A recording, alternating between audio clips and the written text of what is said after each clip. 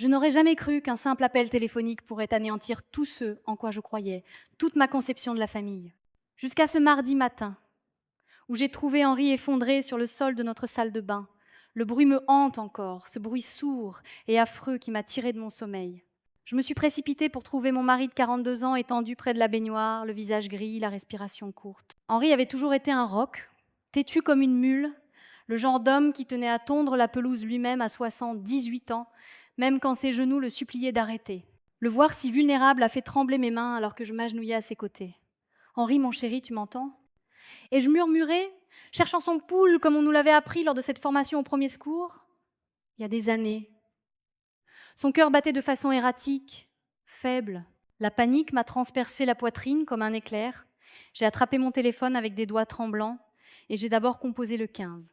L'opérateur était calme, professionnel, me posant des questions auxquelles j'avais du mal à me concentrer, tandis que la respiration d'Henri devenait de plus en plus laborieuse. Ils ont dit qu'une ambulance était en route, mais dans notre petit village de Bourgogne, cela pouvait signifier 20 minutes ou plus. C'est à ce moment-là que j'ai passé l'appel qui allait tout changer. J'ai composé le numéro d'Étienne, mon pouce hésitant sur sa photo de contact. Une photo du dernier Noël où il se tenait un peu raide à côté d'Olivia, tous deux ayant l'air de préférer être n'importe où ailleurs. Mon fils habitait à seulement un quart d'heure de route. Sûrement, il laisserait tout tomber pour aider son père. Le téléphone a sonné une fois, deux fois. À la troisième sonnerie, une voix a répondu, mais c'était pas le timbre chaud de mon fils. C'était le ton sec et irrité d'Olivia. « Qu'est-ce qu'il y a encore, Hélène ?» Pas de « bonjour maman » ou « comment vas-tu ?» Juste cette question froide et impatiente qui m'a noué l'estomac. J'ai essayé de garder ma voix stable, mais je l'entendais se briser. « Oh, Dieu merci. J'ai besoin que toi et Étienne veniez tout de suite. Henri s'est effondré, il est vraiment mal en point. L'ambulance arrive, mais j'ai peur et... Oh mon Dieu !» Elle m'a coupé la parole avec un soupir exagéré. « Sérieusement ? On est en Toscane, Hélène. On est en vacances. Nos premières vraies vacances en 2 ans. Mon souffle s'est coupé. Comment ça, vous êtes en Toscane ? Quand est-ce que vous ? On est parti dimanche soir. J'ai posté des photos sur Facebook. Peut être que si tu prêtais un peu attention à nos vies au lieu de tout ramener à toi et à Henri, tu serais au courant. » Ces mots m'ont frappé comme une gifle. J'ai baissé les yeux vers Henri, dont les lèvres commençaient à bleuir. « Olivia, s'il te plaît, je n'invente rien. Il est vraiment malade. Il fait peu être une crise cardiaque. J'ai besoin d'Étienne. Écoute, Hélène. » Sa voix avait ce ton condescendant qu'elle réservait habituellement pour m'expliquer comment fonctionnait Internet. « Tu as 66 ans. Tu n'es plus une enfant. Apprends à te débrouiller seule. Appelle le SAMU, conduis-le à l'hôpital, peu importe. Mais ne t'attends pas à ce qu'on laisse tout tomber pour rentrer en avion parce que Henri a un autre de ses épisodes. » Des épisodes. Elle qualifiait ces problèmes de santé d'épisodes, comme s'il s'agissait de spectacles dramatiques plutôt que de véritables urgences médicales. J'ai senti un froid s'installer dans ma poitrine, mais j'ai insisté, car c'était la vie de mon mari qui était en jeu. « Ce n'est pas un épisode, Olivia. Il est inconscient. Il respire à peine. S'il te plaît, passe-moi Étienne. Étienne est en train de se faire masser. On a payé une fortune pour ce forfait spa. Et je ne vais pas le gâcher, parce que tu es incapable de gérer une situation médicale comme n'importe quel adulte le ferait. Débrouille-toi. » La ligne est devenue silencieuse. Je suis restée là, à fixer mon téléphone, persuadée que j'avais mal entendu, persuadée que ma belle-fille ne venait pas de me raccrocher au nez alors que mon mari était en train de mourir. Mais le silence à l'autre bout du fil a confirmé ce que mon cœur savait déjà. Au moment où j'avais le plus besoin d'eux, ils ne viendraient pas. L'ambulance est arrivée 10 à 8 minutes plus tard. À ce moment-là, Henri ne réagissait plus du tout. J'étais à l'arrière, tenant sa main froide, pendant que le secouriste s'affairait autour de lui avec du matériel que je ne comprenais pas. Je ne pouvais penser qu'à la voix d'Olivia disant « Apprends à te débrouiller seule », comme si prendre soin de mon mari mourant était un inconvénient que je devais gérer par moi-même. À l'hôpital, ils ont emmené Henri d'urgence en unité de soins intensifs cardiologiques pendant que je m'asseyais sur une chaise en plastique dans la salle d'attente, toujours en chemise de nuit avec un manteau jeté par-dessus. Les néons bourdonnaient au-dessus de ma tête et l'odeur de désinfectant me donnait la nausée. J'ai rappelé le numéro d'Étienne, espérant que la réception avait été mauvaise. Peut être qu'Olivia avait mal compris la gravité de la situation. Cette fois, Étienne a répondu « Maman, Olivia m'a dit que tu avais appelé. Écoute, je sais que tu es inquiète, mais papa est allé aux urgences 4 fois cette année. Tu te souviens de cette douleur à la poitrine en mars, qui s'est avérée être un reflux gastrique ? et de ce vertige en juin qui était juste à cause de ses médicaments pour la tension. Sa voix était calme, raisonnable, comme s'il expliquait une évidence à une enfant. En arrière-plan, j'entendais des rires et de la musique, le son de gens qui s'amusaient, pendant que mon monde s'effondrait. Étienne, c'est différent. Il s'est effondré. Il est en soins intensifs. Il parle d'une opération d'urgence. Maman, tu as tendance à dramatiser. Tu te souviens quand tu pensais que j'allais mourir d'une pneumonie alors que j'avais juste un rhume? Les médecins s'occuperont bien de lui. Ils le font toujours. On rentre dans 10 jours. Je suis sûre qu'il ira bien d'ici là. 10 jours. Mon fils pensait que son père pouvait attendre 10 jours. Et s'il ne va pas bien? La question est sortie comme un murmure. Alors on s'en occupera quand on rentrera. Mais honnêtement, maman, papa est trop têtu pour mourir. Il nous enterrera probablement tous juste pour embêter tout le monde. Il a ri de sa propre blague. Il a réellement ri alors que son père se battait pour sa vie à quelques mètres de l'endroit où j'étais assise. Je dois te laisser, maman. On a réservé une table dans un restaurant incroyable avec vue sur la Méditerranée. Fais un bisou à papa de ma part quand il se réveillera. La ligne est de nouveau devenue silencieuse. Je suis restée assise là pendant des heures, regardant les infirmières et les médecins passer en hâte, écoutant le bip des machines et le murmure des conversations médicales que je ne pouvais pas suivre. D'autres familles allaient et venaient, des conjoints inquiets, des enfants anxieux, des grands-parents se soutenant mutuellement dans la crise. Je les regardais s'entraider et je me sentais plus seule que jamais. À 2h47 du matin, le docteur Martin m'a trouvée toujours assise sur cette même chaise en plastique. Son expression m'a tout dit avant même qu'il n'ouvre la bouche. Henri était parti. La crise cardiaque massive avait été trop sévère. Les dégâts trop importants. S'il avait reçu un traitement plus tôt, s'il avait eu de la famille là pour le défendre, si l'intervention d'urgence avait été plus rapide. Mais tout cela n'était que des si maintenant. J'ai signé des papiers que je pouvais à peine lire et écouter des explications sur la suite des événements. Mais tout ce que j'entendais, c'était la voix d'Olivia disant « Débrouille-toi » et le rire de mon fils résonnant à mes oreilles. Henri était mort seul à part moi, pendant que notre fils savourait la cuisine méditerranéenne et que notre belle-fille profitait de ses soins au spa. Ils avaient choisi des vacances plutôt qu'une urgence familiale. Et maintenant, il était trop tard pour qu'ils choisissent autre chose.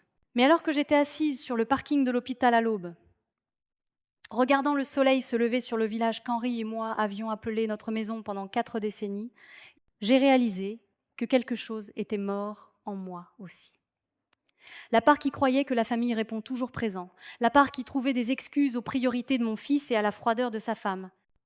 Je suis rentrée dans une maison vide et j'ai commencé à organiser des funérailles. Sachant que lorsqu'Étienne et Olivia rentraient enfin de leurs vacances parfaites, ils trouveraient une version très différente de moi qui les attendait. Ils sont revenus de Toscane 2 jours plus tôt que prévu, mais pas parce qu'ils avaient eu un changement de cœur. J'étais assise à ma table de cuisine, entourée de cartes de condoléances et de documents pour les pompes funèbres, quand j'ai entendu la voix d'Olivia traverser ma porte d'entrée, avant même qu'elle ne frappe. Elle était au téléphone, se plaignant à quelqu'un d'avoir dû écourter son voyage à cause du timing dramatique d'Henri. Quand j'ai ouvert la porte, Étienne se tenait là, mal à l'aise dans un costume noir froissé qu'il avait clairement emballé à la hâte. Olivia portait des lunettes de soleil de créateur malgré le ciel couvert et une robe noire qui coûtait probablement plus que mon budget mensuel de courses. Elle parlait toujours au téléphone. Je sais, c'est fou, non? Genre, qui a une crise cardiaque un mardi? Ne pouvait-il pas attendre notre retour? Elle a remarqué que je la regardais et a levé les yeux au ciel. Je dois te laisser. La veuve éplorée me lance des regards. Étienne s'est raclé la gorge. Maman, on est vraiment désolé de ne pas avoir été là. Si on avait su que c'était si grave. Vous le saviez. Les mots sont sortis plats sans émotion.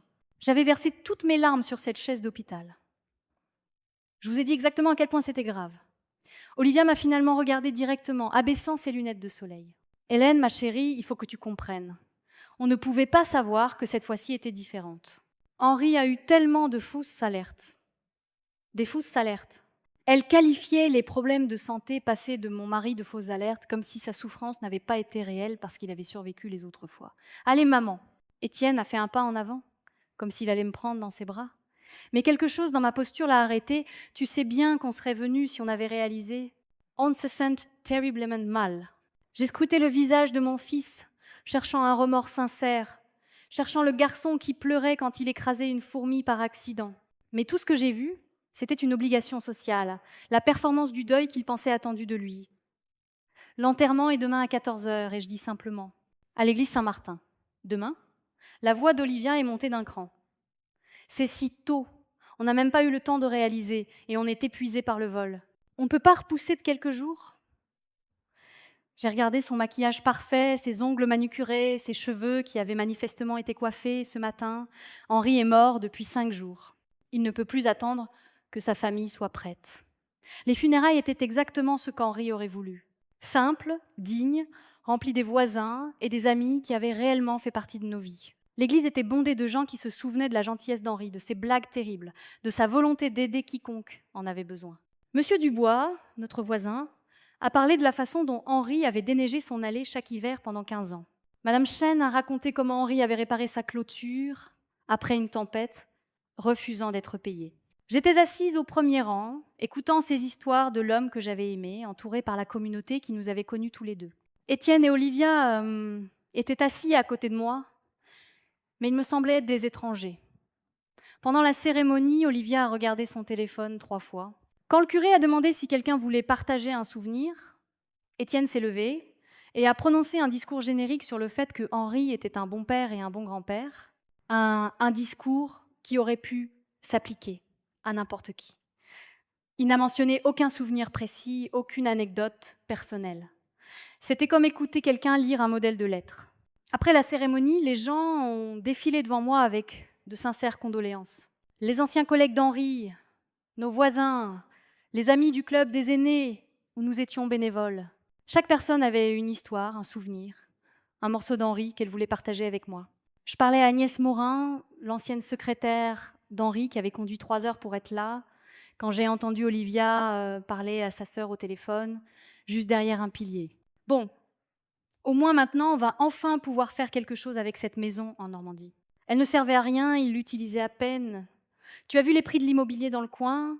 On pourrait la rénover et en faire quelque chose de vraiment spectaculaire. Mon sang s'est glacé. Agnès parlait toujours, mais je ne l'entendais plus. Tout ce sur quoi je pouvais me concentrer, c'était la voix d'Olivia, désinvolte et pragmatique, discutant des biens de mon mari comme si elle planifiait une virée shopping. Le pavillon ici devra probablement être vendu aussi. Je veux dire, qu'est-ce qu'Hélène va faire avec tout cet espace? Elle devrait vraiment penser à prendre plus petit de toute façon. Un joli petit appartement quelque part serait beaucoup plus approprié pour une femme de son âge. Agnès a remarqué mon expression et s'est arrêtée au milieu d'une phrase. « Hélène, ma chère, est-ce que ça va ?» Je me suis excusée et me suis dirigée vers les toilettes. Mais la voix d'Olivia m'a suivie. L'assurance vie devrait aider aussi. Henri était de la vieille école, donc je suis sûre qu'il a laissé Hélène bien à l'abri, ce qui signifie qu'elle n'aura pas besoin de s'accrocher à des biens qu'elle ne peut pas entretenir. C'est vraiment la chose la plus pratique à faire. J'ai poussé la porte des toilettes et je me suis enfermée dans une cabine, les mains tremblantes. Elle était déjà en train de diviser la vie d'Henri, de planifier quoi faire de notre maison, de nos souvenirs. Nos 42 ans ensemble, et elle le faisait à son enterrement, alors que son corps était encore chaud dans le cercueil. Quand je suis sortie, la réception se terminait. La plupart des gens s'étaient déplacés vers la salle paroissiale pour la collation que les dames de l'église avaient préparée. Je suis restée seule dans la nef, regardant le cercueil d'Henri, entouré de fleurs, essayant de digérer ce que j'avais entendu. C'est à ce moment-là qu'Olivia s'est approchée de moi. Elle avait remis ses lunettes de soleil et se déplaçait avec l'assurance de quelqu'un qui pensait être sur le point d'avoir une conversation très raisonnable. « Hélène, j'espère que ça ne te dérange pas, mais Étienne et moi en parlions. Et nous pensons qu'il serait bon que tu aies de l'aide pour trier les affaires d'Henri. Tu sais, pour décider quoi garder et quoi faire suivre. » Je me suis tournée pour la regarder. Faire suivre. Eh bien, tu sais comment les hommes accumulent des choses. Des outils, des livres, des vêtements qui ne leur vont plus. Et la maison est tellement pleine de choses, c'est probablement écrasant pour toi de gérer ça seule. Elle se tenait assez près pour que je puisse sentir son parfum coûteux, voir mon propre reflet dans ses énormes lunettes de soleil. Dans ses verres, j'avais l'air petite, vaincue, exactement comme elle voulait que je me sente. « On pourrait t'aider à tout trier », a-t-elle poursuivi. « Peut être commencé par la maison de Normandie, vu que c'est le plus compliqué. Elle a besoin de tellement de travaux de toute façon. Et honnêtement, quand est-ce que tu l'utiliserais maintenant, la maison de Normandie ? Le petit cottage qu'Henri et moi avions acheté il y a 30 ans avec la première grosse prime de sa promotion, où nous avions passé chaque anniversaire, où Étienne avait appris à nager, où Henri et moi avions rêvé de notre retraite. Elle en parlait comme si elle était déjà à elle. C'est très prévenant de ta part, Olivia. Ma voix était si calme qu'elle m'a surprise moi-même. Elle a souri, pensant qu'elle avait gagné quelque chose. Je suis contente que tu sois pragmatique à ce sujet. Je sais qu'Henri voudrait que tu prennes des décisions intelligentes. Elle a fait une pause, puis s'est penchée plus près. Sa voix est tombée à ce qu'elle pensait probablement être un murmure compatissant, mais je pouvais entendre le calcul en dessous. Entre toi et moi, Hélène, c'est probablement mieux ainsi. Vous arriviez à un âge où entretenir plusieurs propriétés devenait un fardeau. Maintenant, tu peux te concentrer sur ce qui compte vraiment. Prendre soin de toi.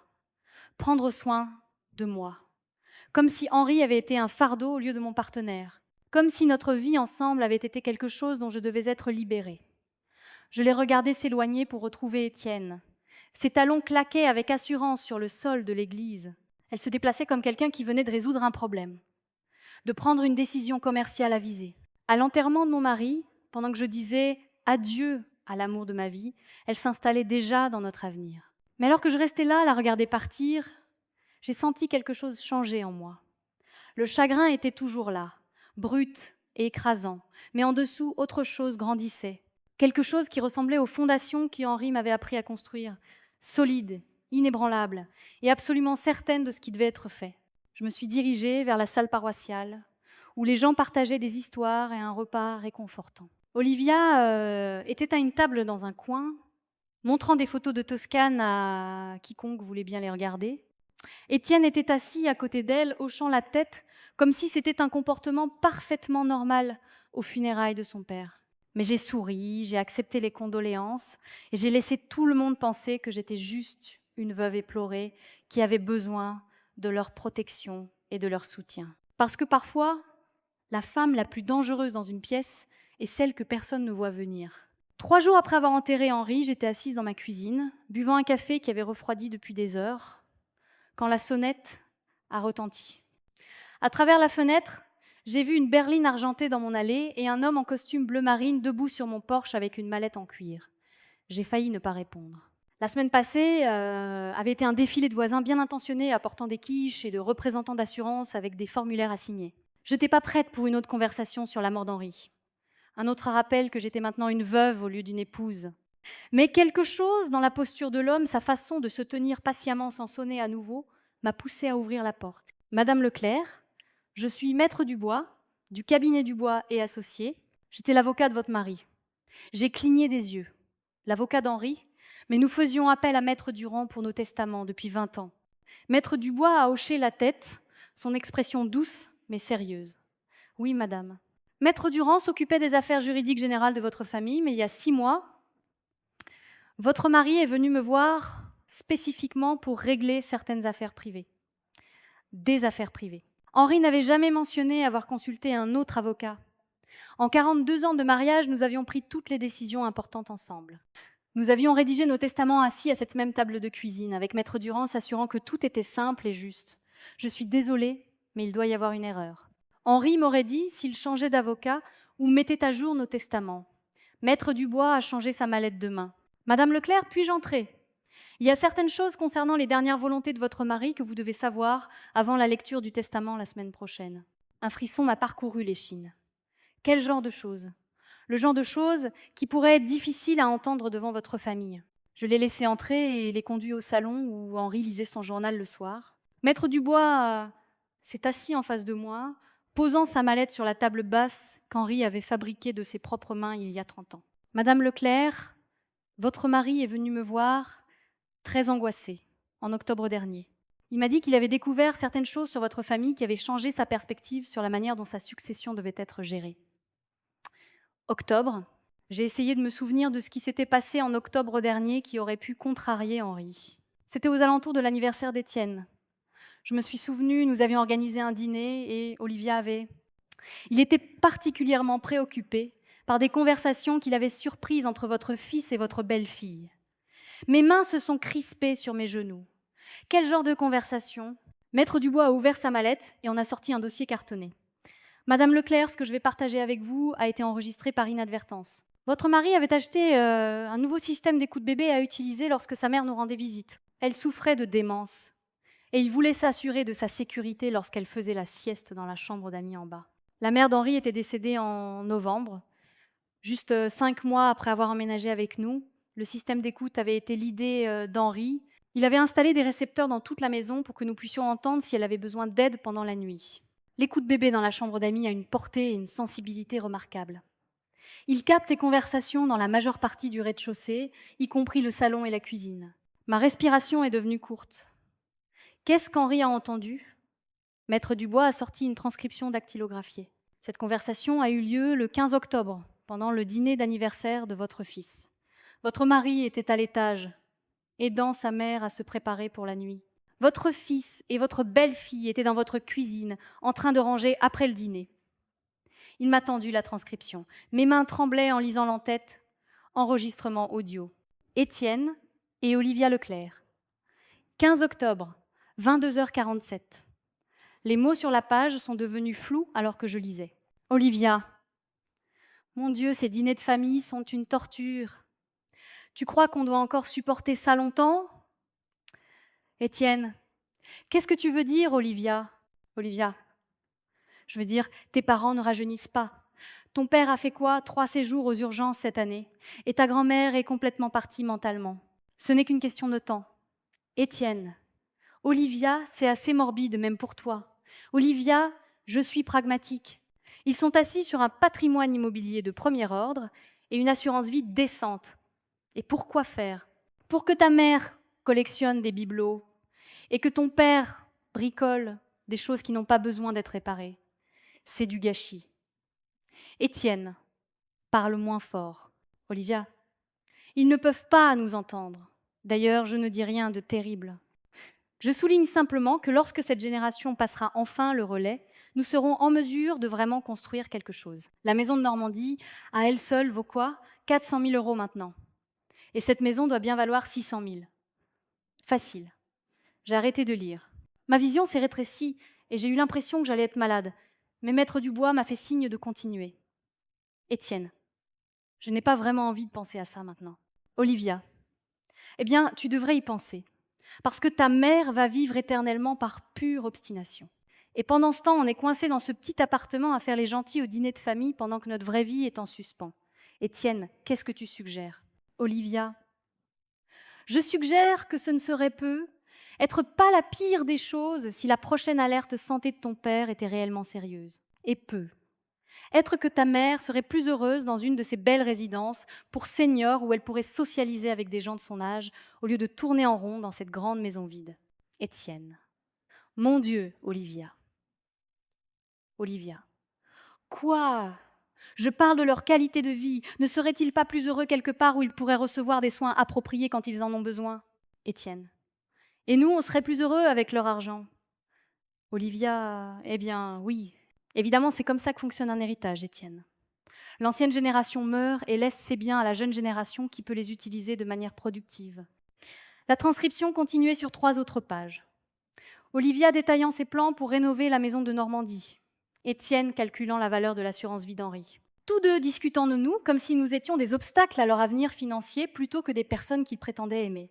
J'ai posé les papiers avec des mains tremblantes. Henri a entendu tout ça. Oui, madame. Il m'a apporté l'enregistrement la semaine suivante. Dire qu'il était dévasté serait un euphémisme. Je pouvais imaginer Henri à l'étage, aidant sa mère fragile à se mettre au lit, écoutant son propre fils et sa belle-fille discuter de sa mort comme d'une opportunité commerciale. La trahison a dû le blesser plus profondément que n'importe quelle douleur physique.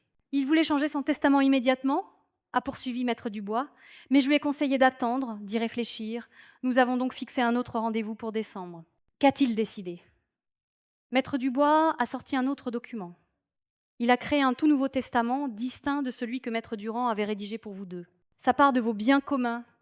Son assurance vie et ses biens propres ont été placés dans une fiducie. J'ai fixé les papiers à l'aspect officiel. Quel genre de fiducie ? La fiducie mémoriale Henri Leclerc pour les soins cardiaques. Elle financera des traitements cardiaques d'urgence pour les patients non assurés à l'hôpital régional. La fiducie est gérée par le conseil d'administration de l'hôpital, avec vous comme unique bénéficiaire de votre vivant. Mon souffle s'est coupé. Qu'est-ce que ça veut dire ? Cela signifie que vous avez la pleine jouissance des actifs de la fiducie de votre vivant. Vous pouvez vivre dans n'importe laquelle des propriétés, utiliser les revenus des investissements, accéder aux fonds pour vos besoins personnels. Mais à votre décès, tout ira à l'hôpital pour continuer à financer les soins cardiaques. J'ai eu le vertige. Donc, Étienne et Olivia n'ont rien. Ni la maison Normandie, ni l'argent de l'assurance vie, ni aucune partie de la succession de votre mari. La pièce tournait autour de moi. Henri avait entendu son fils planifier sa mort et avait réagi en le déshéritant complètement. Mais il m'avait protégée, s'assurant que je ne serais jamais à la merci de la cupidité d'Étienne et d'Olivia. « Il y a plus », a dit doucement Maître Dubois. « Votre mari a enregistré plusieurs autres conversations au cours des mois suivants. Voulez-vous les entendre ?» J'ai hoché la tête, bien que je ne sois pas sûre de pouvoir supporter d'autres révélations. Il a sorti un petit enregistreur numérique. Celle-ci date de décembre, pendant que vous étiez à votre club de lecture. La voix d'Olivia remplit mon salon, claire et froide.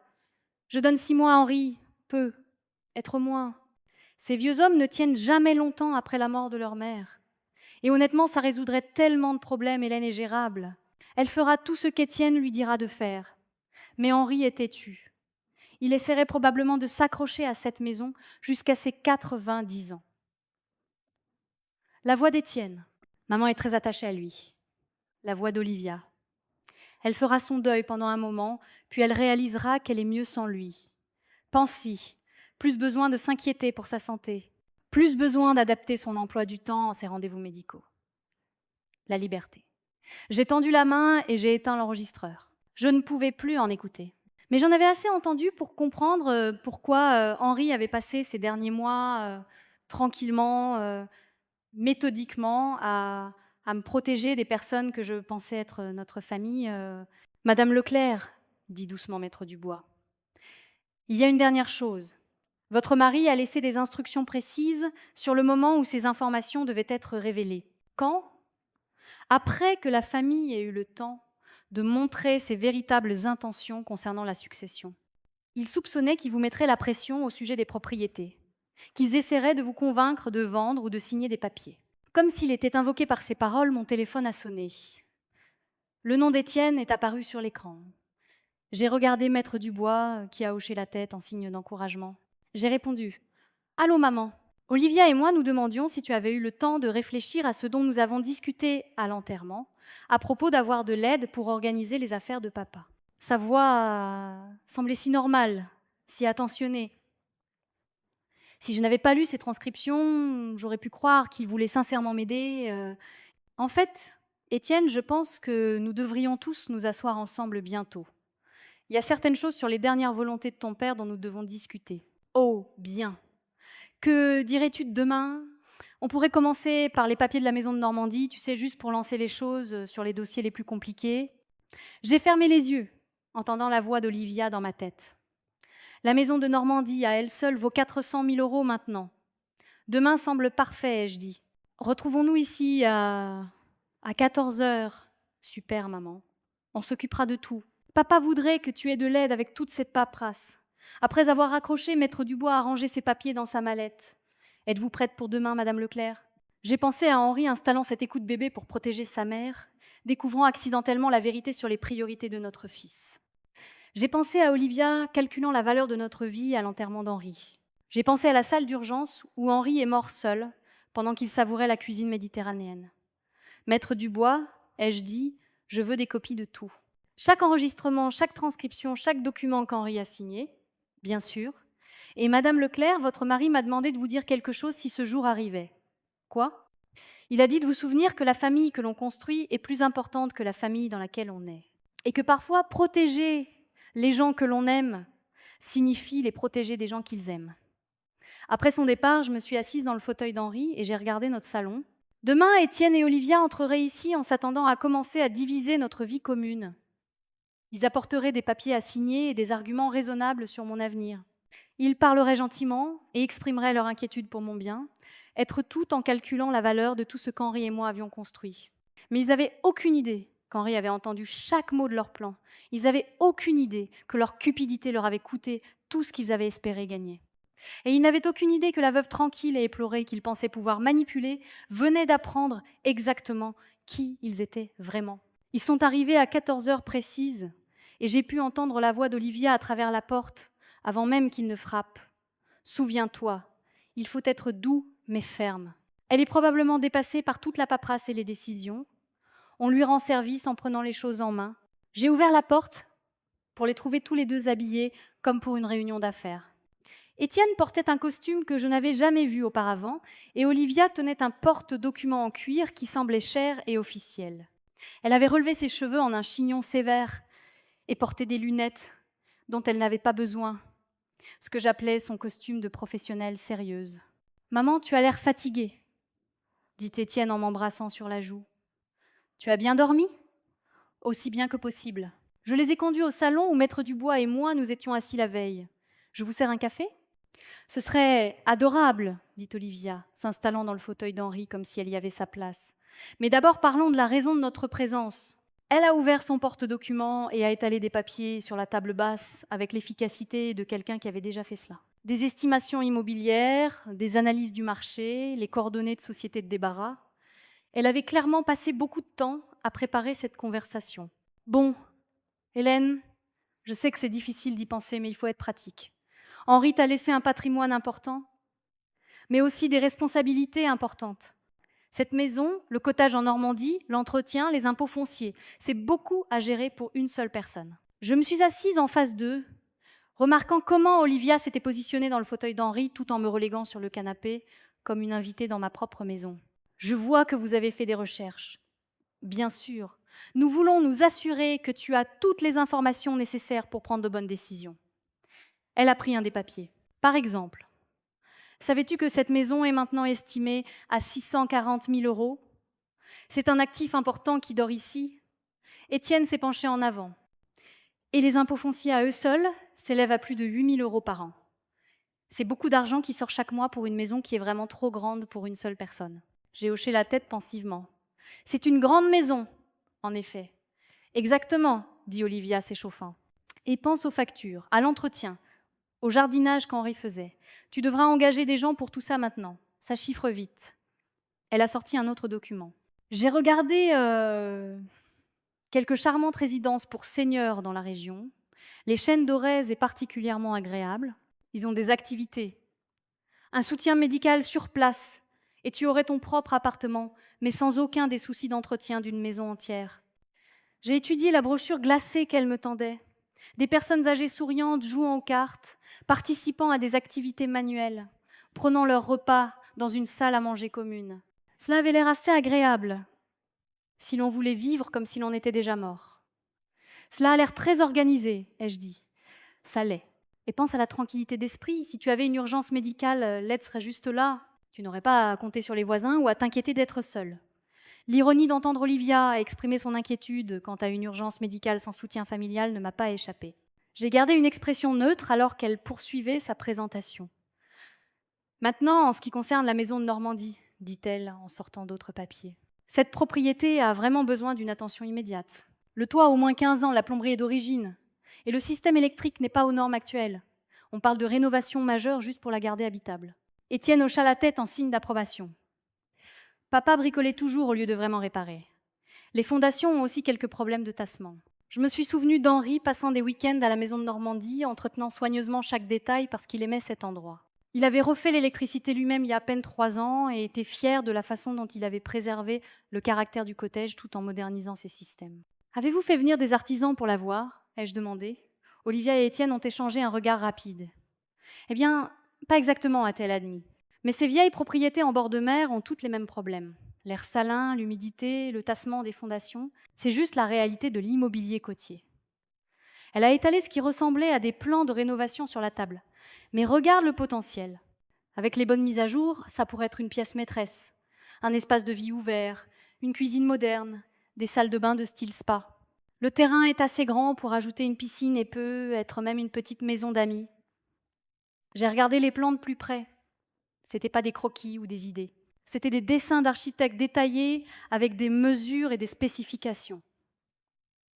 Quelqu'un avait dépensé beaucoup de temps et d'argent pour les faire réaliser. Ce sont des plans très détaillés, ai-je dit. Quand les avez-vous fait dessiner ? Les joues d'Olivia ont légèrement rougi. Oh, ce sont juste quelques idées avec lesquelles on s'amusait. Tu sais comme j'aime les projets de design. Je pensais que ça pourrait être utile pour visualiser les possibilités. Mais les dates sur les dessins racontaient une autre histoire. Ils étaient datés du 15 novembre, 2 semaines après la mort de la mère d'Henri, des mois avant sa crise cardiaque. Olivia avait planifié des rénovations pour notre maison de Normandie alors qu'Henri était encore en vie, alors que nous l'utilisions encore pour nos escapades du week-end. Le fait est, a poursuivi Étienne, apparemment inconscient que j'avais remarqué les dates, que ce genre de rénovation coûte cher, probablement 200 000 € ou plus. Mais la valeur de la propriété après les améliorations atteindrait facilement les 700 000. Bien sûr, ajouta rapidement Olivia, ce n'est que si tu voulais la vendre un jour. Mais honnêtement, Hélène, quand est-ce que tu utiliserais une maison de plage maintenant? Cela semble être beaucoup de dépenses et de soucis pour quelque chose qui resterait juste vide la plupart du temps. J'ai posé les plans avec soin. On dirait que vous avez beaucoup réfléchi à la question. Nous voulons juste ce qu'il y a de mieux pour toi, a dit Étienne. Papa s'inquiétait toujours de te laisser avec trop de choses à gérer. Il disait souvent qu'il aurait aimé pouvoir simplifier les choses pour toi. C'était un mensonge. Henri n'avait jamais rien dit de tel. Au contraire, il s'inquiétait que je sois seule, que j'aie suffisamment de ressources et de sécurité. Il avait parlé de la maison de Normandie comme d'un endroit où je pourrais aller pour me sentir proche de lui après son départ.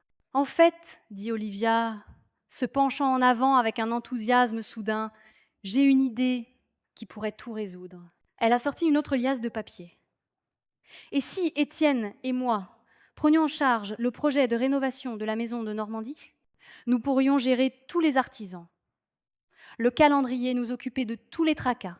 Tu pourrais te concentrer sur ton installation dans ton nouvel endroit sans le stress d'un projet de construction.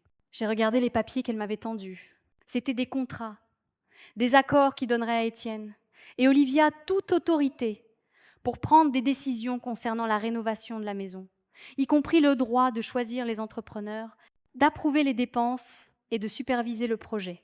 Cela semble très généreux de votre part, et je dis, mais aussi beaucoup de travail.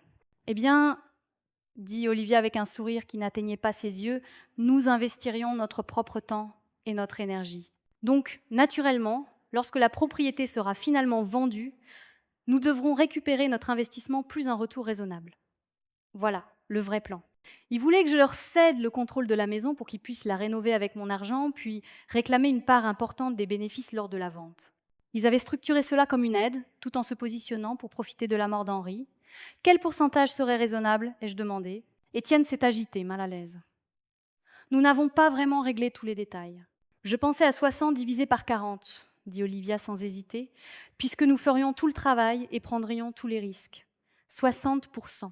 Il voulait 60% d'une propriété qu'Henri et moi possédions depuis 30 ans, que nous avions payée avec l'argent qu'Henri gagnait en faisant des heures supplémentaires, une propriété qui contenait des décennies de nos plus heureux souvenirs. Et pour cette maison-ci, ai-je demandé? Eh bien, évidemment, tu devrais la vendre pour financer ton déménagement aux Chênes d'Aurès, dit Olivia. Mais il devrait rester beaucoup d'argent après avoir payé l'entrée dans la résidence.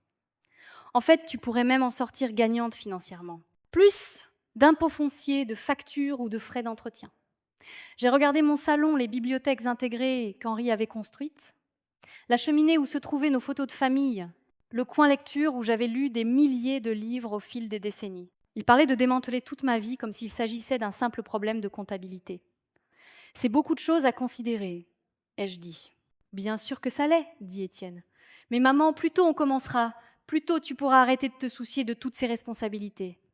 Olivia a hoché la tête. Et vraiment, ces décisions ne feront que devenir plus difficiles avec le temps. Le deuil rend tout écrasant. Il vaut mieux gérer les choses pratiques maintenant, pendant que tu as du soutien. Du soutien.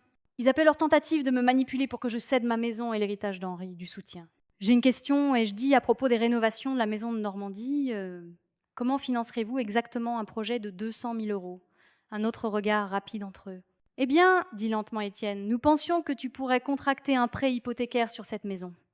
Les taux d'intérêt sont bons en ce moment, et avec la valeur de la propriété, tu serais facilement éligible.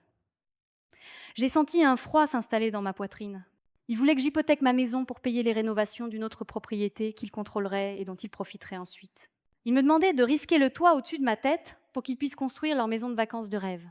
Ou, dit Olivia, si tu décidais de vendre cette maison tout de suite, tu pourrais utiliser une partie de ses recettes. Quoi qu'il en soit, les chiffres fonctionnent à merveille. Elle a sorti une calculatrice et a commencé à faire des calculs avec l'aisance de quelqu'un qui avait fait ce calcul de nombreuses fois auparavant. 640 000 de la vente de la maison, ou un peu.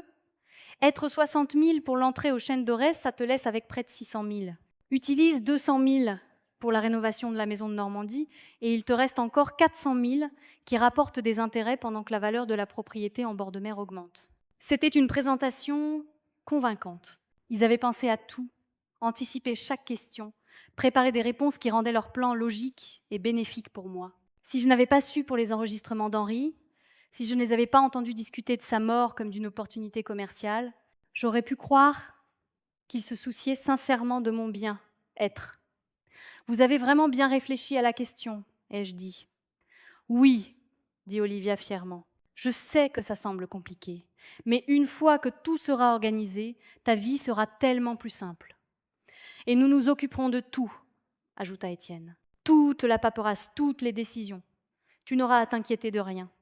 J'ai regardé mon fils, essayant de trouver une trace du garçon qui m'apportait des pissenlits en les appelant des fleurs. Mais tout ce que j'ai vu, c'était un homme qui avait calculé la valeur de la vie de son père et l'avait trouvée insuffisante par rapport au profit immobilier. Eh bien, ai-je dit en rassemblant leurs papiers, cela me donne certainement beaucoup à réfléchir. En fait, dit Olivia, si tu es à l'aise avec la direction générale, on pourrait commencer à préparer une partie de la paperasse. Tu sais comment ces choses peuvent traîner, si on ne reste pas dessus. Elle a sorti un stylo avec le genre de geste qui suggérait qu'elle attendait ce moment depuis le début de l'après-midi. L'accord de gestion pour la maison de Normandie est assez simple, et j'ai les coordonnées de l'agent immobilier spécialisé dans la résidence, les Chênes d'Orez. J'ai regardé le stylo qu'elle me tendait, puis les contrats étalés sur ma table basse, puis leur visage expectatif. Ils pensaient qu'ils avaient gagné. Ils pensaient que la veuve éplorée était sur le point de signer l'abandon de son indépendance et de l'héritage de son mari parce qu'ils avaient présenté leur cupidité comme une préoccupation pour mon bien-être. Vous savez quoi ? Ai-je dit en me levant soudainement. Je pense que je devrais probablement discuter de tout ça avec l'avocat d'Henri d'abord, juste pour m'assurer que je comprends toutes les implications juridiques. La température dans la pièce a semblé chuter de 10 degrés.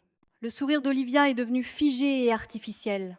« Oh, je ne pense pas que ce soit nécessaire, dit-elle rapidement. Maître Durand connaît votre situation familiale. Ce sont des arrangements assez standards. En fait, je parlais de l'autre avocat d'Henri, Maître Dubois. Le regard qui a passé entre Étienne et Olivia m'a dit qu'il n'était absolument pas au courant de l'existence de Maître Dubois. La main d'Olivia s'est crispée sur son stylo. Un autre avocat ? La voix d'Étienne était soigneusement contrôlée. Pourquoi faire ? Apparemment, Henri avait quelques préoccupations concernant sa planification successorale. Maître Dubois passe demain pour discuter des dernières volontés d'Henri avec nous tous. J'ai observé attentivement le visage d'Olivia en disant cela. Pendant un instant, son masque est tombé et j'ai vu quelque chose qui ressemblait à de la panique traverser ses traits avant qu'elle ne reprenne le contrôle. Eh bien, dit-elle en forçant un rire, je suis sûre que ce n'est rien qui change les choses fondamentales. Henri a toujours dit qu'il voulait que les choses soient simples pour toi. Mais ses mains tremblaient légèrement alors qu'elle rangeait ses papiers et Étienne était devenu très silencieux. Ils sont partis avec des promesses d'appeler bientôt et des rappels que je ne devrais pas attendre trop longtemps pour prendre ces décisions importantes. Après qu'ils se soient éloignés en voiture, je suis restée à ma fenêtre regardant leur feu arrière disparaître au bout de la rue. Ils n'avaient aucune idée que la réunion de demain avec Maître Dubois ne porterait pas sur les dernières volontés d'Henri. Elle porterait sur leur propre confession enregistrée de cupidité et de manipulation.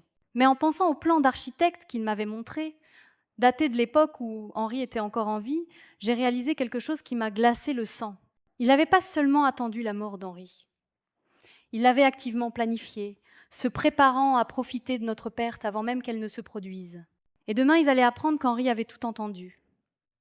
Le lendemain matin, je me suis réveillée avec un étrange sentiment de calme. Pour la première fois depuis la mort d'Henri, j'avais l'impression d'avoir un but, au-delà de simplement survivre à chaque journée. J'ai préparé du café dans sa tasse préférée et je me suis assise à notre table de cuisine, regardant le lever du soleil par la fenêtre où il lisait son journal du matin. À 10 heures précises, Maître Dubois est arrivé. Je lui avais demandé de venir 1 heure avant l'arrivée prévue d'Étienne et Olivia voulant m'assurer que nous avions tout préparé. Il portait une mallette plus grande aujourd'hui et se déplaçait avec l'efficacité concentrée d'un homme sur le point d'exécuter une stratégie soigneusement planifiée. « Êtes-vous prête pour cela, Madame Leclerc ?» a-t-il demandé alors que nous nous installions dans le salon. « Je suis prête depuis que j'ai entendu ces enregistrements, » ai-je dit. Henri m'a protégée même après sa mort. Le moins que je puisse faire est d'honorer cela.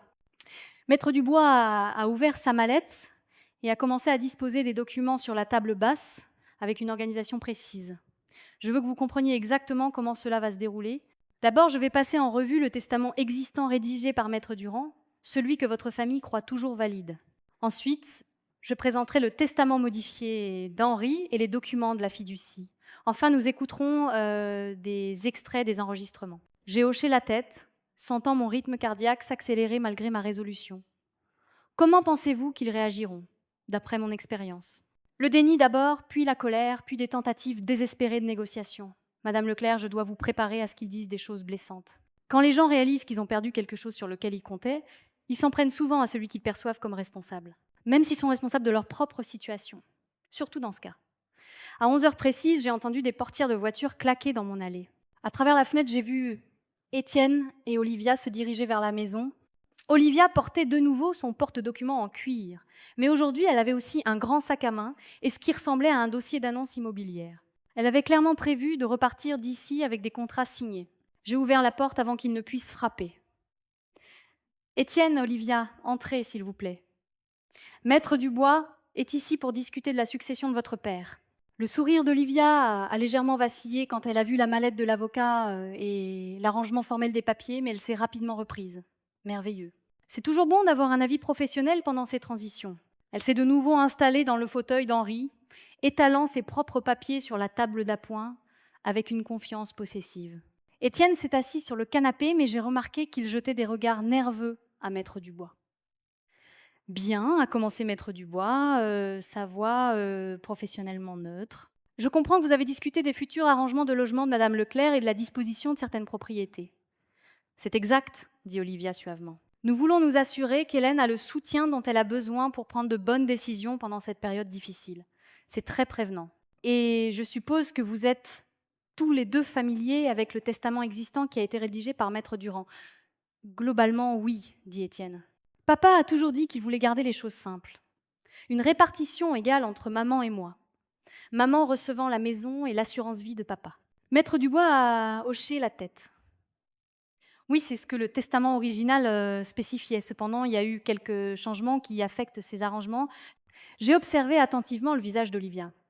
Elle essayait de maintenir son expression calme, mais je pouvais voir la tension monter autour de ses yeux. Quel genre de changement a-t-elle demandé? Il y a 6 mois, votre beau-père est venu me voir avec des préoccupations concernant sa planification successorale. Il a découvert des informations qui l'ont fait reconsidérer la manière dont ses actifs devaient être distribués. Quelles informations? La voix d'Étienne était plus vive maintenant. Maître Dubois a sorti l'enregistreur numérique de sa mallette. Monsieur Leclerc avait installé un système d'écoute bébé pour s'occuper de sa mère pendant sa dernière maladie. Le système a enregistré par inadvertance plusieurs conversations qui ont eu lieu dans cette maison. La couleur a quitté le visage d'Olivia. Étienne s'est avancé sur le canapé, les poings serrés. « Je ne comprends pas, » dit Olivia, mais sa voix avait perdu son ton assuré. « Qu'est-ce que cela a à voir avec le testament d'Henri ?»« Tout, » dit simplement Maître Dubois. Il a appuyé sur lecture. La voix d'Olivia a rempli la pièce, claire et sans équivoque. « Mon Dieu, ces dîners de famille sont une torture. Tu crois qu'on doit encore supporter ça longtemps ?» J'ai regardé le visage de mon fils alors qu'il entendait sa propre voix répondre. Je l'ai regardé réaliser que chaque mot cruel, chaque commentaire calculé sur la mort opportune d'Henri, chaque discussion sur la valeur de nos propriétés avait été conservé. Quand l'enregistrement a atteint la partie où Olivia discutait de la prochaine alerte santé d'Henri qui serait réellement sérieuse, elle s'est jetée sur l'enregistreur. « Arrêtez ça, c'est illégal.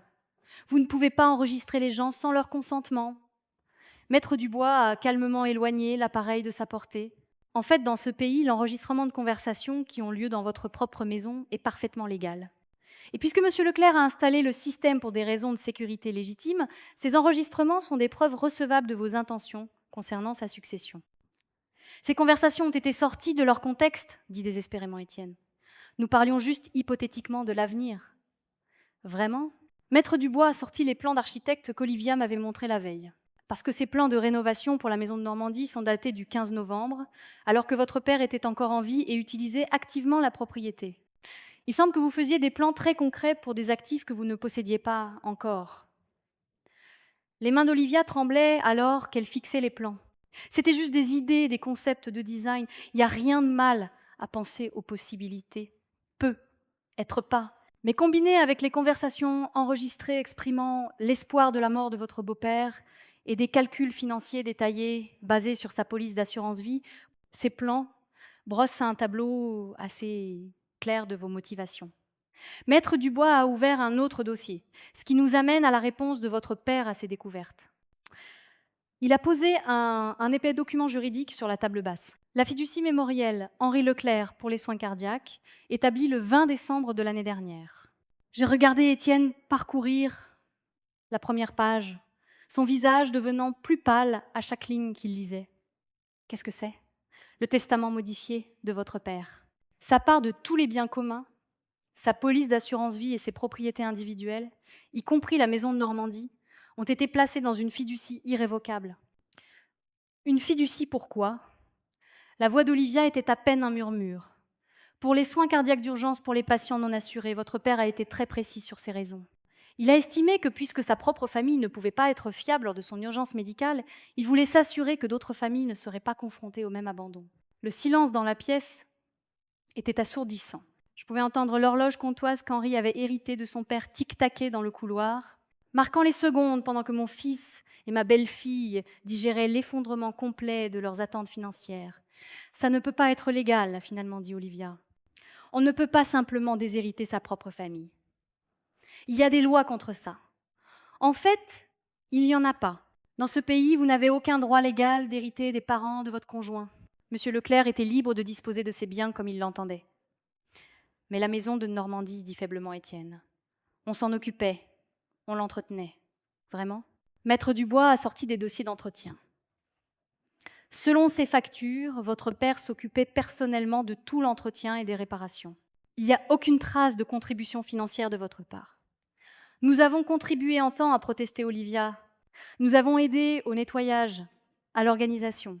J'ai failli en rire. Olivia avait visité la maison de Normandie exactement 3 fois au cours des 2 dernières années. Et à chaque fois, elle avait passé toute la visite à se plaindre de la cuisine et des salles de bain démodées. Madame Leclerc a poursuivi Maître Dubois en se tournant vers moi. En tant qu'épouse survivante, vous conservez la pleine jouissance de tous les actifs de la fiducie de votre vivant. Vous pouvez vivre dans l'une ou l'autre propriété, accéder aux revenus des investissements et prendre des décisions concernant l'entretien et les améliorations. Mais à votre décès, tout est transféré à la fondation de l'hôpital. Qu'est-ce que cela signifie pour nous ? A demandé Étienne. Cela signifie, et je dis doucement, que vous obtenez exactement ce que vous aviez prévu pour moi après mon déménagement dans cette résidence pour seniors. Rien. Olivia s'est levée d'un bond. C'est de ta faute. Tu as monté Henri contre son propre fils. En réalité, l'interrompit Maître Dubois, Madame Leclerc n'avait aucune connaissance de ces changements avant le décès de son mari. Les enregistrements montrent clairement que M. Leclerc a agi uniquement sur la base de ce qu'il vous a entendu dire.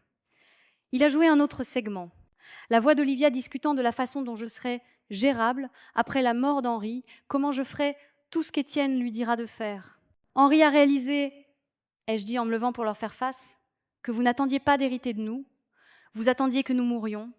Ce n'est pas vrai, a protesté Étienne. Mais sa voix manquait de conviction. Ah non ? Vous êtes allé en Toscane pendant que votre père était en train de mourir. Olivia m'a dit de me débrouiller seule pendant qu'Henri se battait pour sa vie, seul, dans une chambre d'hôpital. Nous ne savions pas à quel point c'était grave, a dit Olivia.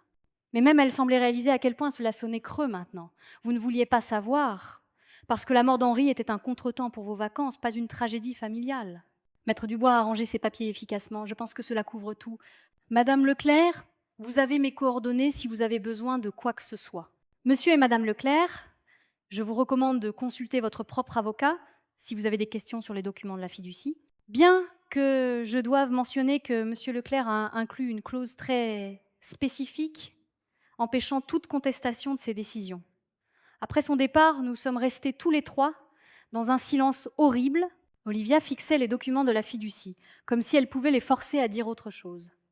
Étienne continuait d'ouvrir et de fermer la bouche, comme s'il cherchait des mots qui ne venaient pas. Finalement, Olivia a parlé. « Tu pourrais contester ça. Nous sommes de la famille. Nous pourrions travailler ensemble pour contester la fiducie. » Je l'ai regardée avec quelque chose qui approchait de la pitié. Même maintenant, Même après avoir appris qu'Henri avait entendu chaque mot cruel qu'elle avait prononcé à notre sujet, elle pensait pouvoir me manipuler pour l'aider.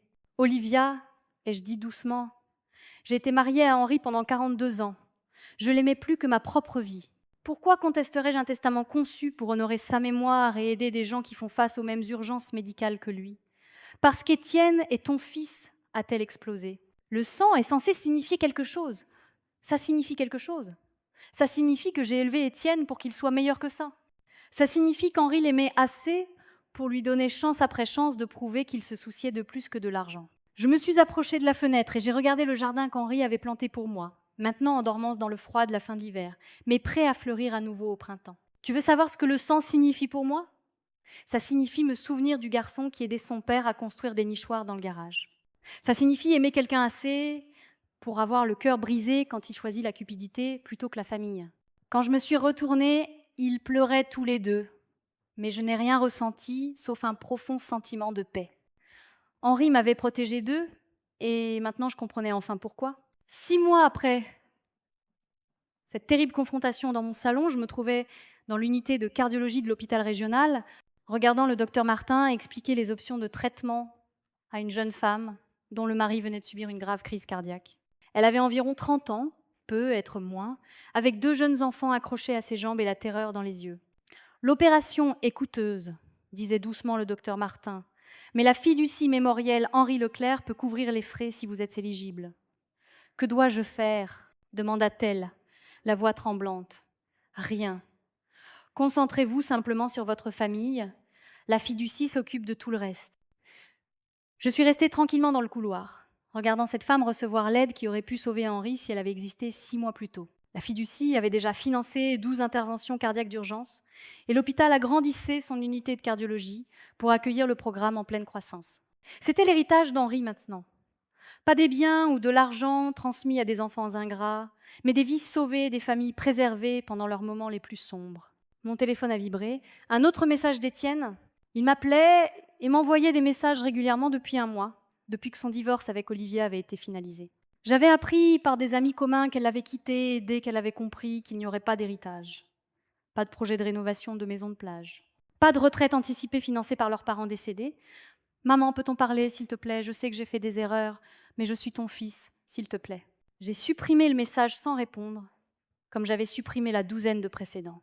Certaines blessures sont trop profondes pour que des excuses puissent les guérir, et certaines trahisons révèlent des vérités qu'on ne peut désapprendre. La jeune femme de l'unité de cardiologie est passée devant moi avec ses enfants, se dirigeant vers l'ascenseur. Son mari allait vivre, se rétablir, rentrer chez lui auprès de sa famille, parce que le dernier acte d'amour d'Henri avait rendu cela possible. J'ai senti une chaleur dans ma poitrine que je n'avais pas ressentie depuis le matin où j'avais trouvé Henri sur le sol de notre salle de bain. Je suis rentrée à la maison que j'avais décidé de garder. Malgré les conseils de tout le monde de prendre plus petit, l'endroit me semblait différent maintenant. Pas vide parce que Henri était parti, mais paisible parce que les gens qui l'avaient vu comme un trophée à gagner étaient partis aussi. J'avais fait changer les serrures et mettre à jour le système de sécurité. Étienne et Olivia n'avaient plus de clés, plus d'accès pour se promener dans ma vie en faisant des plans pour mon avenir. Dans la cuisine, j'ai préparé du café et je me suis assise à la table où Henri lisait son journal, où nous avions planifié notre retraite, où nous avions rêvé de vieillir ensemble. J'ai sorti l'album photo sur lequel je travaillais, des photos de nos 42 ans ensemble, de nos photos de mariage maladroites à la photo prise sur le vif de notre dernier dîner d'anniversaire.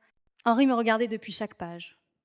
Henri apprenant à Étienne à faire du vélo. Henri peignant la chambre du bébé à la naissance d'Étienne. Henri conduisant Étienne à l'hôtel lorsqu'il a épousé Olivia. Tous deux souriant avec espoir à ce qu'ils pensaient être un avenir radieux. La sonnette de la porte d'entrée a retenti, interrompant mes souvenirs. À travers la fenêtre, j'ai vu une berline argentée familière. Maître Dubois se tenait sur mon porche, mais aujourd'hui, il ne portait pas sa mallette officielle. À la place, il tenait un petit paquet emballé. « Madame Leclerc, j'espère que vous ne m'en voulez pas de cette visite impromptue. J'ai quelque chose pour vous. » Je l'ai invité à entrer, curieuse de savoir ce qu'il amenait ici un samedi après-midi. Henri m'a laissé ceci, a-t-il dit en me tendant le paquet, avec pour instruction de vous le donner 6 mois après que la fiducie ait été établie et fonctionnelle. Mes mains tremblaient en déballant ce qui s'est avéré être une petite boîte en bois sculptée avec des détails complexes. J'ai immédiatement reconnu le travail d'Henri. Il passait des heures dans son atelier à créer ces petits trésors pour les occasions spéciales. À l'intérieur de la boîte se trouvait une lettre écrite de la main familière d'Henri et une petite clé en argent. Ma très chère Hélène, commençait la lettre. Si tu lis ceci, c'est que 6 mois se sont écoulés depuis que tu as appris la vérité sur notre famille. J'espère que maintenant le choc s'est estompé et que tu commences à comprendre pourquoi j'ai fait les choix que j'ai faits. J'ai dû m'arrêter de lire un instant, submergée par l'émotion d'entendre la voix d'Henri dans ces mots. La clé ouvre un coffre-fort à la banque. À l'intérieur, tu trouveras l'acte de propriété d'un petit chalet dans le Vercors que j'ai acheté l'année dernière. Je ne t'en ai jamais parlé parce que je voulais que ce soit une surprise pour notre 50e anniversaire. C'est près d'un lac, entouré de montagnes, avec tout ce dont tu as besoin pour une vie simple et paisible. Mon souffle s'est coupé. Henri nous avait acheté un chalet secret, un endroit où nous pourrions disparaître du monde et simplement être ensemble. Je sais que tu te demandes probablement pourquoi je ne t'ai pas parlé de la fiducie avant de mourir. La vérité, c'est que j'espérais me tromper sur Étienne et Olivia. J'espérais que face à une vraie crise, ils choisiraient la famille plutôt que l'argent. Je leur ai donné toutes les occasions de me prouver le contraire. J'ai essuyé les larmes de mes yeux et j'ai continué à lire. Mais je savais aussi que s'ils ne changeaient pas, tu aurais besoin de protection contre leur cupidité. Tu as toujours été trop généreuse, trop prête à te sacrifier pour les autres. Je ne pouvais supporter l'idée que tu passes le reste de tes années à être manipulée par des gens qui te voyaient comme un obstacle à leur héritage. La lettre continuait en décrivant le chalet en détail. La terrasse couverte où je pourrais regarder les levers de soleil sur le lac. La cheminée en pierre où je pourrais lire les soirs d'hiver. Le potager où je pourrais faire pousser des légumes et des fleurs. Tu n'es pas obligé d'y aller si tu n'en as pas envie. Le chalet est à toi. Tu peux l'utiliser ou le vendre comme bon te semble.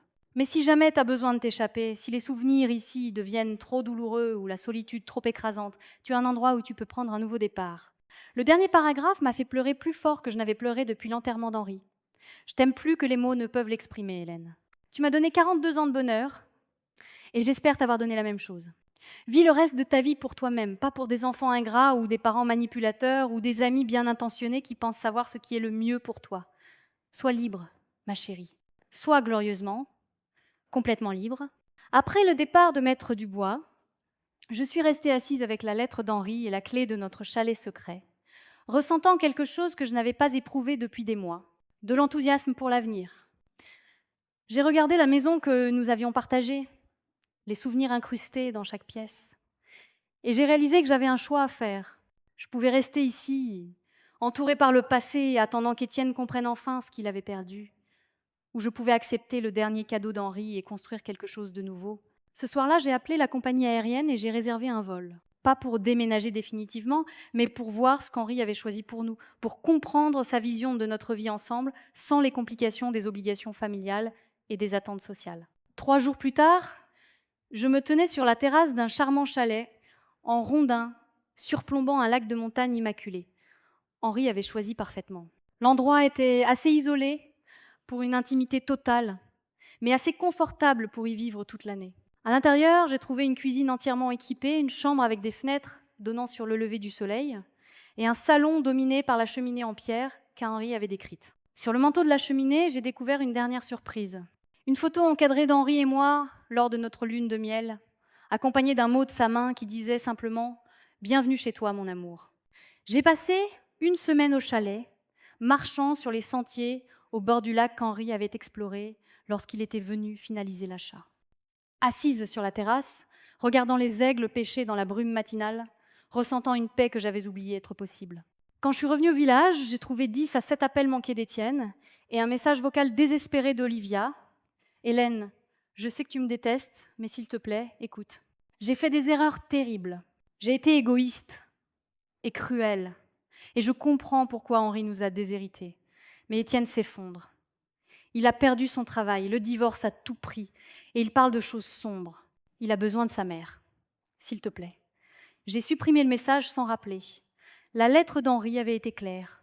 Vivre pour moi-même, pas pour des enfants ingrats qui ne se souviennent qu'ils ont une mère que lorsqu'ils ont besoin de quelque chose d'elle. Au lieu de cela, j'ai appelé le docteur Martin à l'hôpital. Je voudrais élargir la fiducie, lui ai-je dit. Je veux ajouter un programme de soutien psychologique pour les familles qui perdent des êtres chers à cause d'urgences cardiaques. C'est une merveilleuse idée, Madame Leclerc. Qu'est-ce qui a inspiré cet ajout ? J'ai regardé par la fenêtre de ma cuisine le jardin qu'Henri avait planté, maintenant en fleurs avec les variétés qu'il avait choisies pour leur signification. Des myosotis pour le souvenir, des tournesols pour la dévotion, des roses pour l'amour éternel. Parfois, ai-je dit, les personnes qui perdent quelqu'un ne sont pas les seules à avoir besoin de guérir. Parfois, les personnes laissées derrière doivent apprendre à construire une vie qui vaut la peine d'être vécue. 1 an plus tard, je partageais mon temps entre la maison qu'Henri et moi avions partagée et le chalet qu'il m'avait offert pour mon avenir. J'étais bénévole à l'hôpital 3 jours par semaine, aidant d'autres veuves à surmonter les défis pratiques et émotionnels d'une perte soudaine. J'avais appris à faire du kayak sur le lac de montagne et j'avais planté un jardin qui attirait les colibris et les papillons. Étienne appelait encore de temps en temps, généralement tard le soir quand il avait bu.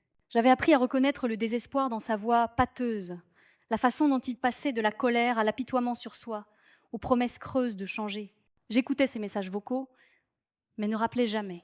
Certaines leçons ne pouvaient être apprises que par les conséquences, et certaines relations ne pouvaient survivre à la vérité de ce sur quoi elles avaient vraiment été construites. Le jour de l'anniversaire d'Henri, je suis allée au cimetière avec des fleurs des 2 jardins, celui qu'il avait planté pour moi à la maison et celui que j'avais planté pour moi-même au chalet. Je lui ai parlé des vies que sa fiducie avait sauvées, des familles qui avaient été épargnées de l'agonie que nous avions endurée. « Tu avais raison sur tout », ai-je murmuré à sa pierre tombale. « Sur Étienne, sur Olivia, sur ceux dont j'avais besoin pour être heureuse. Tu me manques tous les jours, mais je ne suis plus seule. Je n'ai plus peur. Je suis libre. » En retournant à ma voiture, j'ai vu une silhouette familière près de la porte du cimetière.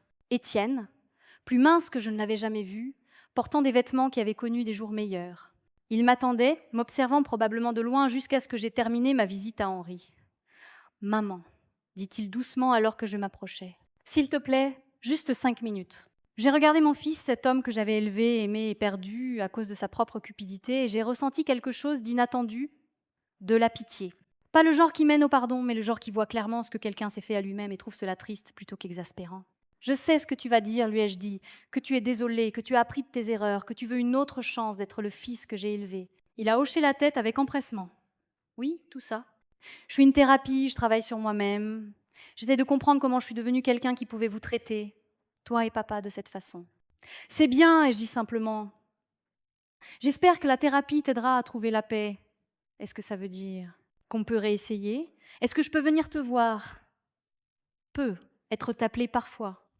J'ai regardé cet homme brisé qui partageait mon ADN, mais qui avait depuis longtemps cessé d'être mon enfant d'une manière qui comptait. « Étienne, » ai-je dit doucement, « je te pardonne. » Mais le pardon ne signifie pas l'oubli. Ça ne signifie pas prétendre que le passé n'a pas eu lieu ou que la confiance peut être reconstruite à partir de rien. Son visage s'est décomposé. « My stone feels. » Tu étais mon fils. Et peut être qu'un jour, si tu fais le dur travail de devenir quelqu'un digne de cette relation, nous pourrions trouver un chemin l'un vers l'autre. Mais c'est ton voyage à faire, pas le mien à attendre. Je suis passée devant lui en direction de ma voiture, me sentant plus légère à chaque pas. « Maman, s'il te plaît » a-t-il crié derrière moi. « Je n'ai personne d'autre. » Je me suis retournée une dernière fois. « Moi non plus, ai-je dit. Quand ton père était en train de mourir et que j'avais le plus besoin de ma famille, je n'avais personne. Mais j'ai appris à construire une vie qui valait la peine d'être vécue de toute façon. Toi aussi, tu le peux. » Je suis partie en voiture sans regarder en arrière, rentrant chez moi pour préparer ma valise pour une autre semaine au chalet. Les montagnes m'appelaient, le lac m'attendait. Et j'avais une vie à vivre. Pas pour quelqu'un d'autre, mais enfin, glorieusement, pour moi-même. Henri m'avait offert le plus beau des cadeaux. La liberté de choisir le bonheur plutôt que l'obligation, la paix plutôt que la culpabilité, et mes propres rêves plutôt que les attentes de tous les autres. J'avais 66 ans, et pour la première fois de ma vie, j'étais complètement, magnifiquement libre. Maintenant, j'aimerais savoir ce que vous, qui écoutez mon histoire, feriez à ma place. Avez-vous déjà vécu quelque chose de similaire? Dites-le moi dans les commentaires. En attendant, je vous laisse sur l'écran final 2 autres histoires qui sont très appréciées sur notre chaîne et qui vont certainement vous surprendre. Merci de m'avoir écouté jusqu'au bout.